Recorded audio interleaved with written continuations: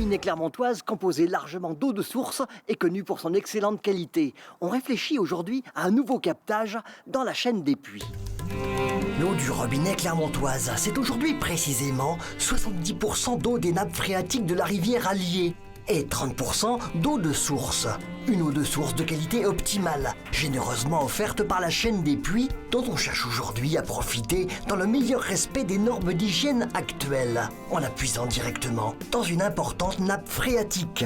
Nous voici donc tout près du Puy-de-Dôme, sur la commune d'Orsine, où les investigations des spécialistes en hydrologie se révèlent très prometteuses, grâce à la présence d'un mare. Un cratère d'explosion assez profond qui donc contenait de l'eau, puisque la commune d'Orsine avait déjà eu la possibilité de pomper de l'eau depuis les années 80.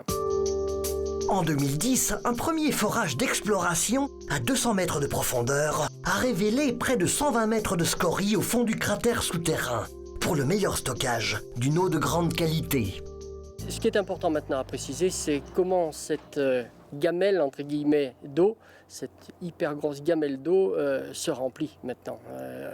Si on pompe dedans, on va la vider, mais à quelle vitesse elle se remplit, et le travail que l'on est en train de mettre en place ici, c'est un travail qui va nous permettre de faire ce qu'on appelle un pompage d'essai, donc essayer de voir si l'eau que l'on va retirer sera renouvelée. Il s'agit de pomper 300 mètres cubeurs, donc on va faire des essais. Donc dès que ce puits, là, enfin ce forage sera terminé, on va l'équiper d'une pompe et on va refouler et on va s'assurer que le rabattement de la nappe n'est pas trop important.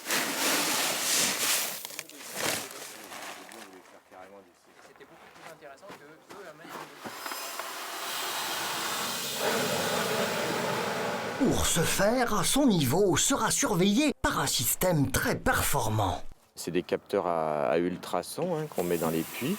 Et en fait, il y a un écho qui permet de mesurer la hauteur de la nappe en continu.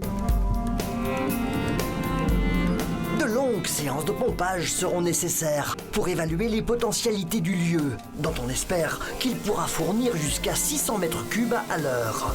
Ainsi se rendent aujourd'hui utiles dans la plus grande discrétion les volcans d'Auvergne, qui savent faire autre chose de bien plus sérieux que décorer les cartes postales.